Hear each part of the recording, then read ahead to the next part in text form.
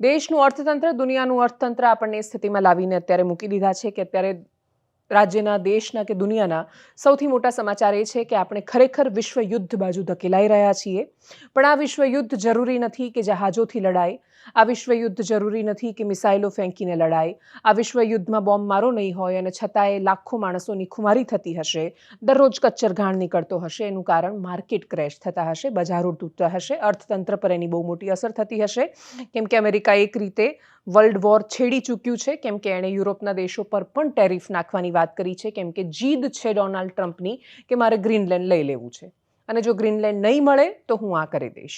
America પોતાના જહાજો Greenland બાજુ મોકલી રહ્યું છે. યુરોપના પણ દેશો ગ્રીનલેન્ડની રક્ષા માટે સાંકેતિક રીતે પોતાની યુદ્ધની મશીનરી ગ્રીનલેન્ડ બાજુ મોકલી રહ્યા છે. અને એટલે જ જેના નામની આગળ ગ્રીન છે એવા ગ્રીનલેન્ડના કારણે દુનિયાભરના શેર માર્કેટ રેડ છે. અતિશય હાલત એમની વધારે ખરાબ થઈ રહી છે. ભારતીય શેર માર્કેટમાં પણ એ જોવા મળ્યું. ઇન્ટ્રાડે દરમિયાન 1200 પોઈન્ટનો કડાકો સેન્સેક્સમાં જોવા મળ્યો, 400 જેટલા પોઈન્ટનો કડાકો નિફ્ટીમાં જોવા મળ્યો અને માર્કેટ જ્યારે ક્લોઝ થયું ત્યારે 1065 પોઈન્ટ સેન્સેક્સ તૂટ્યો હતો, 353 પોઈન્ટ નિફ્ટી તૂટ્યો.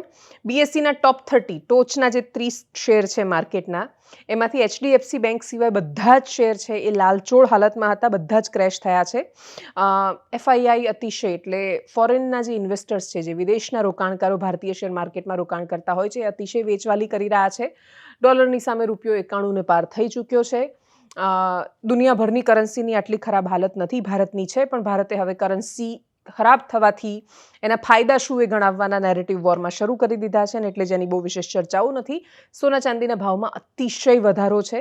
આજે પણ ચાંદીના ભાવમાં 22,000 થી 25,000 જેટલો વધારો થતાં ચાંદી 3.5 લાખની આસપાસ ને સોનું 1.5 લાખની આસપાસ પહોંચ્યું છે. અને એટલે જ માર્કેટની આજે એકદમ પ્રવાહી પરિસ્થિતિ છે.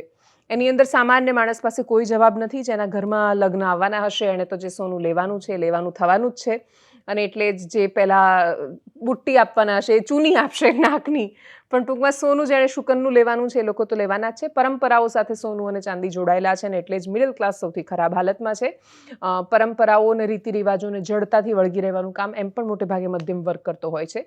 એ સ્થિતિમાં માર્કેટની બદલાતી સ્થિતિ, દુનિયાનું વિશ્વ યુદ્ધ બાજુ જવું, 2026નું વર્ષ અર્થતંત્રની દ્રષ્ટિએ અને જ્યાં આખી દુનિયા પૈસાથી ચાલતી હોય, 21મી સદીમાં પૈસો જ જ્યાં પરમેશ્વર હોય, એઆઈ એટલું બધું હાવી થવા જઈ રહ્યું હોય, એવા રોબોટ્સ સામે હોય. એટલે વર્ષો પહેલાં જ્યારે બધા મૂવી આવ્યા હતા અને ફિલ્મોમાં, હોલિવૂડની ફિલ્મોમાં આપણે જ્યારે રોબોટ જોયા ત્યારે કોઈએ કલ્પના નહોતી કરી કે ટર્મિનેટરમાં જે દેખાઈ રહ્યું છે એવું કશું થઈ શકે.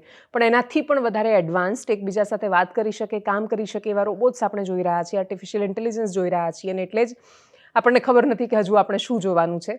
અપેક્ષા રાખીએ કે આ બધામાંથી આપણા બધા માટે કશુંક સારું જોવાનું ભાગમાં આવે.